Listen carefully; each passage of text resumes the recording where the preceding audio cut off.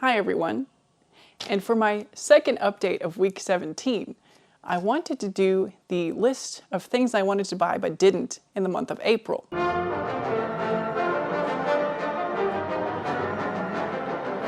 Now it's going to be a little bit different this month because, as I talked about in the last few videos, I think I'm going to do away with the wish list, at least in a conventional sense. So I might still keep a wish list of things that I've talked myself out of buying. We'll see if reframing it this way helps in my challenge of not buying stuff.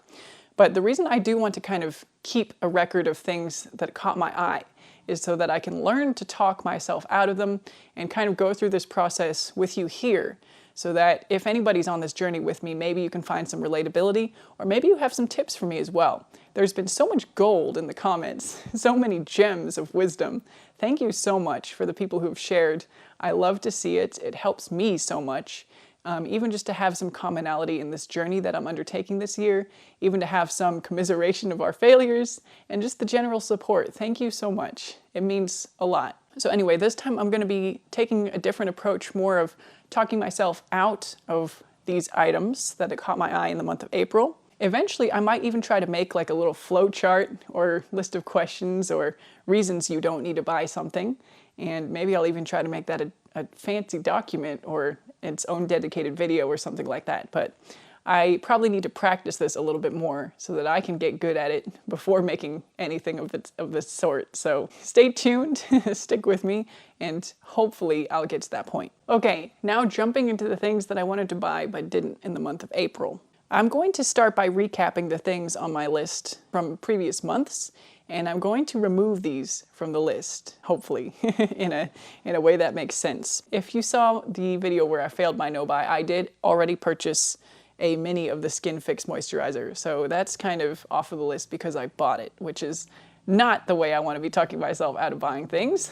But moving on, the next item was the Marc Jacobs Daisy perfume.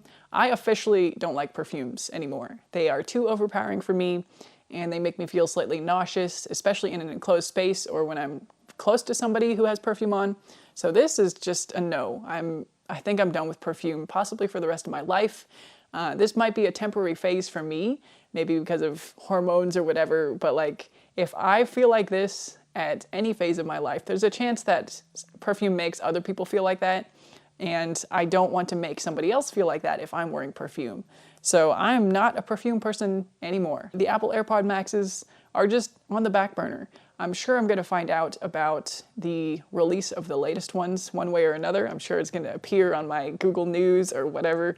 So I don't need to keep this on a wish list. It's still on the back burner.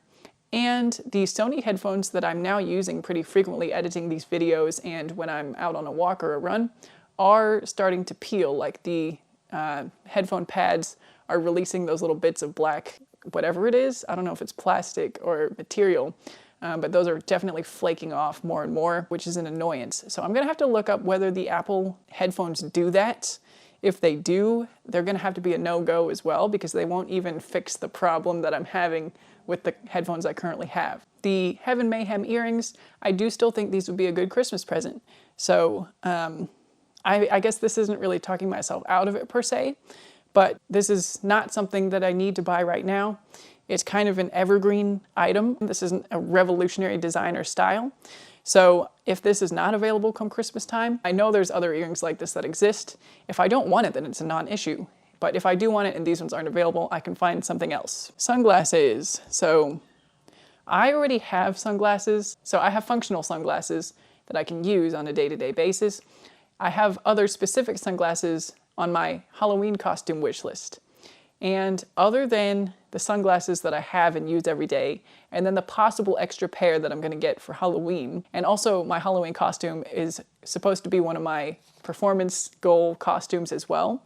I'll maybe get into more of that later. I just don't think I need additional pairs of sunglasses on top of the ones that I already own and the one additional new pair that I might buy.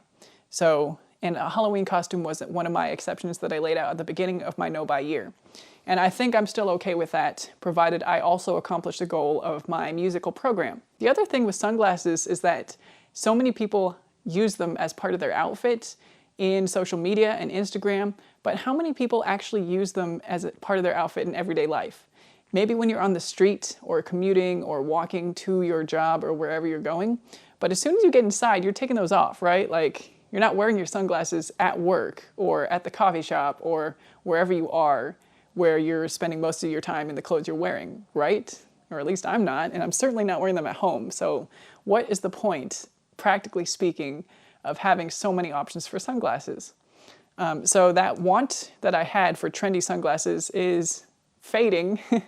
I actually, incidentally, the ones that I'm going to get for Halloween, I do plan to wear indoors. So the plan is to get like a pink or blue tinted kind of shield, kind of 90s-ish style pair of sunglasses for my kind of 90s icon costume. And I will be wearing those indoors. So the lenses will not be dark, they'll be a color. And that's kind of part of the plan. So I might actually get more use out of those depending on how often I do the programs. Stay tuned for October if you want to see if I actually end up purchasing what I planned and if I end up having the program that needs the costume. Okay, next on my list was the block heel pink Vivea slides. This is one of those things that I'm not immediately sure that I would wear a lot because the slides that I have for summer are not something I've actually worn a lot at all. And the main difference with these ones is that they're a solid color. They're not basket weave material, and I have a couple of hot pink tops. So I am still curious about what it could do for my wardrobe to have pink shoes that would match the top and kind of be able to sandwich with the color scheme. But I don't feel a strong need for these shoes.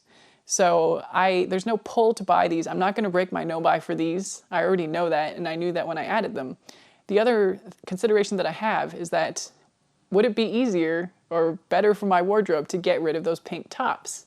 If I don't have enough that matches that color in my wardrobe already, should I be buying more so that I feel like I can wear those colors more?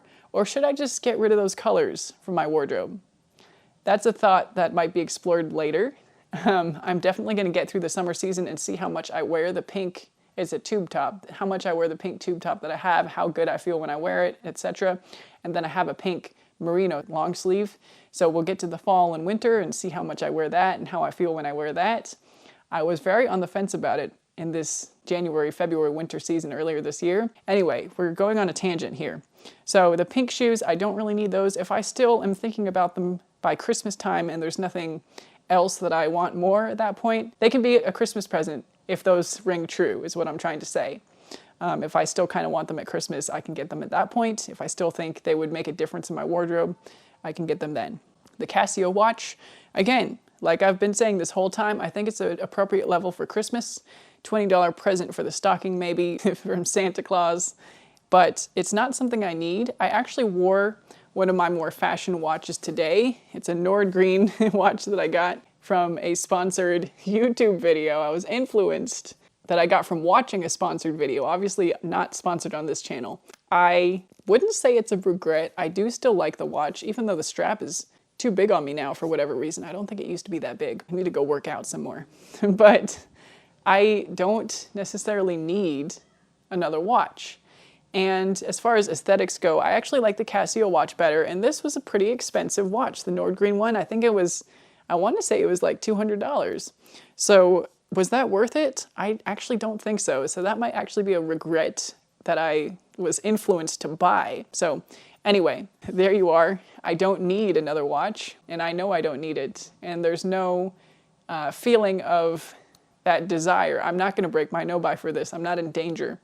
And hopefully I can say that about all these items and everything I see that I want going forward. If I still want it at Christmas time, that's the time that I can kind of treat myself to a few of these little things that I don't need. Or Santa can come and treat me to them, whatever. But I think I can let go of it for the time being. So there's a few items that I've talked about. I'm just going to kind of breeze by. Fancier makeup would make a good gift if I replace some old makeup. A cobalt blue button down is something that I can save for the thrift shop wish list. Grounds for Murder is a gift I can get for somebody else. The Tibby Sid jeans are just living rent-free in my mind, so I definitely don't even need them on a wish list. But I already know I'm not going to be buying these until next year. And if I do buy them next year, they're going to take a significant portion of my $2,500 budget, which I talked about how I got to that number in my previous video about my finances and my general budget.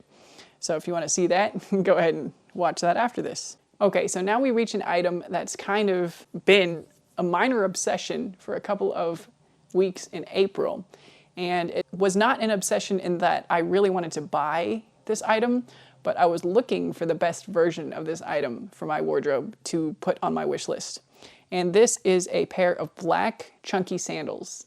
I talked a little bit about how I regret getting rid of my dad sandals. I just had like a knockoff of the Chanel's, the two-strap dad sandal design, and my husband hated them, so I got rid of them. So I was looking for the best version of these black chunky sandals. And I had initially had these Birkenstock Mogamis on my wish list. They're like an outdoor version of the Birkenstocks in some kind of rubber. And I was attracted to these because they were also waterproof, and I could probably also wear them to do kind of walking exercise outside without being concerned about tearing up nicer leather sandals. I then stumbled on the website for United Nude, and I saw all of these chunky black sandals. So there's this like platform soled one, the Delta Tong, which has like a flip-flop front, the Rico sandal, which has like this other panel on it, looks like it might be metallic, and then a little bit of a heeled one. And these are not cheap sandals. So the cheapest one looks like it's $245 going up to $295. They do look more fashion than the Birkenstocks. So that struck me as an option for maybe like a more fashion high-end version. I also went back to Birkenstock and explored the classic two-strap with the back strap as well, leather design, the Milano. These ones are also chunky with a little bit of a platform. They're very classic. I also saw some of the newer versions of Birkenstock. So there was one more kind of outdoorsy rubber version, the Tatacoa, which is like, it looks like it's Velcro straps with a rubber sole, and the new leather version, the Cans. This is embarrassing. I don't know how to say that city. I know it's a film festival city, Cannes Film Festival, but these are the sandals. So anyway, I was looking at all these black chunky sandals, and I do still kind of think they would fulfill a better role in my wardrobe than the sandals I currently have. I do actually have two pairs of Birkenstocks right now. I have the classic Arizona two-strap in a metallic gold, and I have the Kyotos. They're another slide, and they have like a thicker panel. I guess it has the Japanese name because it kind of gives Japanese vibes of design. So I have two pairs of Birkenstocks in my wardrobe already, and they're not worn out. So the gold ones are more worn. I've had them for many years, maybe 4 or 5 years now, and they hold up great. The leather, or the Birko floor, which is not really leather, is cracking a little bit, but this doesn't bother me, and I don't think it should bother me. So I don't want to be in the trap of having to have things that look brand spanking new all the time. I don't want to be that person that as soon as your sneakers are a little bit dirty and you can't clean them anymore, you have to get a new pair. Or as soon as your sandals are cracked, you have to get a new pair. I want to be the person that wears things out to the ground. So I, at this point, don't have an opening in my wardrobe for a new pair of sandals. If I need something waterproof, I have Crocs. And if I need fancier sandals, I have that Nisolo pair. So I have all my sandal bases covered. This is purely an aesthetic desire for a pair of chunky black sandals. I'm not currently suffering. I'm not unable to do any of my day-to-day activities, and it's not like it would make a significant difference in the way I get dressed. So do I wish I could go back and not buy the two pairs of Birkenstocks I have now and instead buy a pair of chunky black Birkenstocks?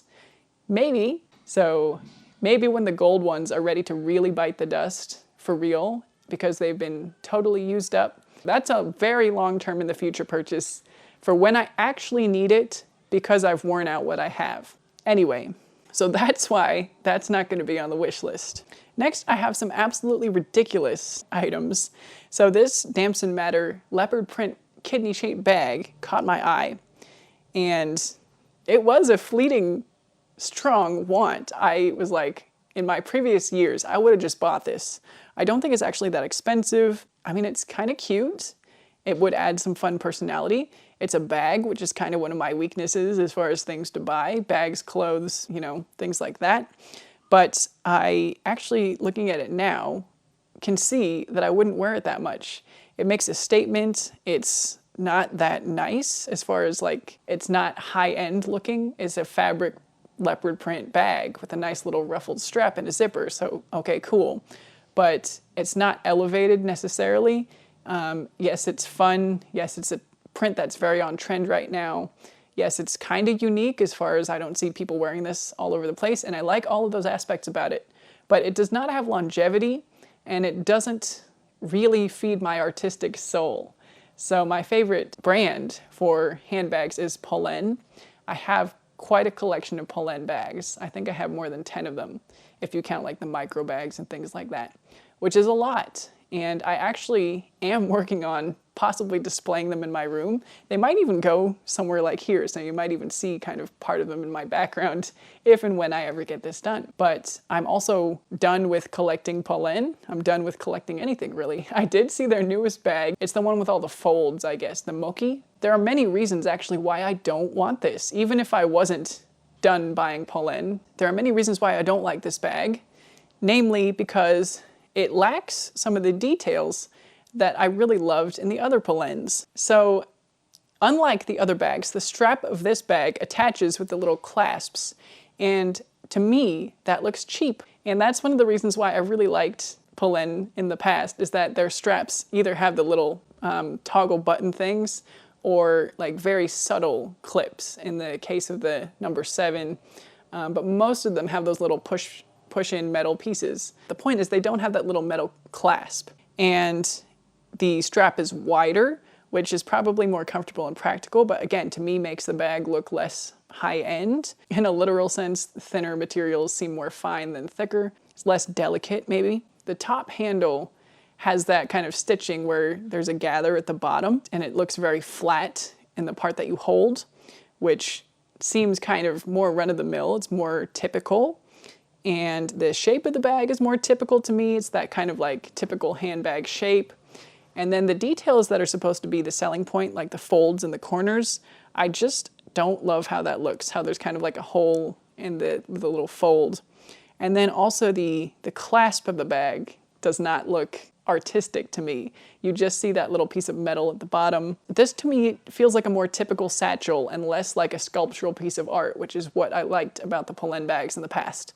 Now, if you like this bag, no hate. I don't think you have bad taste or anything like that. I do really like the chocolate brown ebony color that they have, the sandalwood or ebony, and I don't currently have a bag in that color, but I don't need a bag in that color, so I'm not going to be buying it. All right, I got a little bug for elevated sweatpants at some point in April, so I added these 2 pairs from Tibby to my list, just because I guess I was thinking about those jeans, and then I was looking at their other bottoms to see, you know, what they did artistically with sweatpants. And the answer, I guess, is not a whole lot. There's not a whole lot you can do with sweatpants to make them artistic. There's this kind of oversized pair, the Winslow, and then the Calder, which is like a sculptural bottom pair similar to the Brancusi jeans. I don't even want these. Like, this is just, I don't even know what frame of mind I was when I added these to the wish list. But in general, as a principle, sweatpants are not a good place to spend your money, in my opinion. I am perfectly happy with the $10 pairs of sweatpants that I got at Costco. I rarely wear sweatpants out of the house, and when I do, I'm not trying to go for an elevated artistic look generally. I might be going for a sporty kind of cool look or street style, but you don't need $200 pair of sweatpants or $245 pair of sweatpants to do this. Then I had another ridiculous moment where I saw an article about skirts for spring, and I got a little bug and searched for a bunch of white cotton maxi skirts, forgetting that I had already thrifted a white kind of midi to maxi skirt in a kind of crinkle fabric.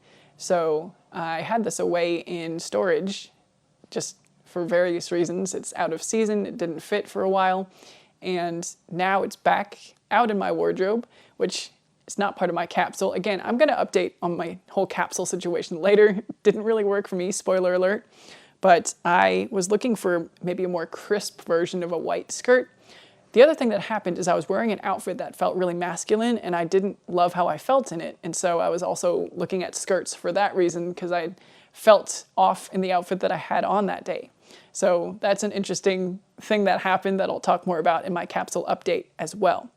But the skirts I was looking at are this one from Reformation, $198, this one from Free People for $70, and this one from COS for $220. So good thing I didn't buy those. That's a lot of money to be spending on a white skirt that you might get stained and dirty and that you're probably not going to wear every day or possibly even every week. And at least not for me. And when I could thrift something that was just as good and fulfilled all the same purposes for, I think, $10 if I recall correctly. What kind of momentary demented desire did I have to look at all these updated versions of the white skirt? Luckily I didn't fall into that trap this time, and it's definitely not staying on any kind of wish list. Okay, a little update on the black vest situation. This might actually be something that I do buy because my concert wear options have become more limited. There have been a few tops that I've had to get rid of, either because they don't fit anymore or mainly because they don't fit the way that I like them to anymore. Some of them are like way too cropped, some of them are just too tight, and some of them just don't look right anymore. I've had a lot of these pieces for a very long time. So like since college days, before I had any kids, many, many years, and I haven't really updated the tops area of my concert wardrobe. I had gotten a pair of pants last year and a blazer, like a suit, to kind of update things, but I didn't really take care of the inner layers of tops. So it's not impossible that I might update my concert black tops and in that get a vest to also be able to wear under a blazer or over a more form-fitting top. And again, this kind of ties into my changing style needs, where I talked about in my video Failing My No-Buy how I wanted a vest that was looser to be a layering piece and kind of make me feel more comfortable in some of my existing more form-fitting tops. Now that my style has changed and you could say matured a little bit. Same thing for my concert blacks. So I would love to have a layering piece that's not with sleeves for the days that it's hotter on stage, you know, seasons where it's hotter, and not have to wear a whole jacket, but still feel a little more covered when I'm wearing something form-fitting. So I think that's an exception I'm willing to make in my no-buy year because it's a need that I hadn't factored in. It's for work and it'll help me feel more comfortable. So I know objectively speaking, it's not a true need. I could get by until the end of the season with what I have, but my options would be much more limited because there's a lot of things that I no longer feel comfortable wearing or no longer fit. What I might even be doing is purchasing this before the end of April so that I can start my no-buy in earnest again from May. Okay, I promise we're getting close to the end now. These videos are always way longer than I think they'll be. Hopefully in the months going forward, they might get shorter and shorter because I'm not actively keeping a wish list, and the things that I see that I momentarily want will hopefully be decreasing as I'm not spending time on short form social media anymore. Last couple of items, I was sucked in once again to the allure of the babaa sweaters.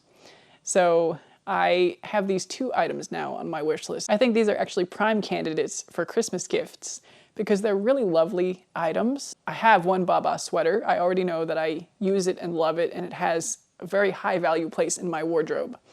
I always feel great when I put it on.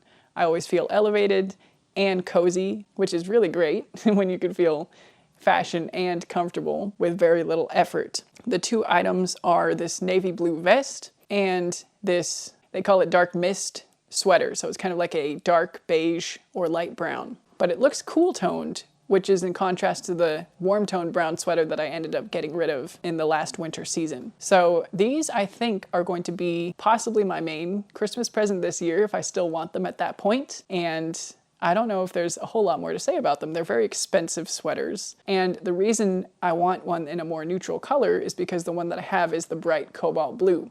And there are many times that I want to wear that blue sweater that it just doesn't go with the other items I'm wearing. So it doesn't match all of my shoes, it doesn't match all of my pants because of the color. So having a neutral version of essentially the same sweater, this one's a little bit different, it has more detail on the sleeves, but it's essentially a neutral version of the same sweater. I feel like I'll have ultimate versatility in being able to essentially wear this sweater all the time in the winter that I want to. So the neutral version will cover all the bases that the pop of color version does not. And then the vest is a way to explore the cotton knit material that babaa offers, and also have an item that I can layer more and wear in the warmer seasons since it's a lighter piece, and I can just wear that as it is with nothing under, or even maybe layer it over a t-shirt or a collared shirt. So I think those two pieces probably will remain on my Christmas list, but again, I don't need to keep them on my rotating monthly wish list because they're long-term kind of purchases. Okay, now we're really to the last two items, and I'm gonna try to blaze through them. First is this Kosas sunscreen. It's the Dream Beam silicone free. I put the mini on my list because if I were to buy it, I would try the mini version first. But I've seen reviews about how this pills and doesn't actually work for people. And I do have a replacement lined up already. I didn't buy it yet, but when my current tinted sunscreen runs out, I'm gonna try the SkinCeuticals, and I'm committed to that. So this is just off the wish list. It was a momentary, I saw it and was curious, but no more. And the Adidas track pants in cobalt blue. Again, I was attracted because blue is one of my colors, and I've been seeing these more and more. I think I saw them on a YouTube video where one of the hosts was wearing a green version of these Adidas pants, because I'm not on short form social media anymore to see these in my face all the time, but I am still watching YouTube, and I saw these, and I had seen them before on short form content before I started cutting that out. And I like them for a lot of reasons. They go with my values of wardrobe and style, but I don't need them. And let me show you something. I've got a secret.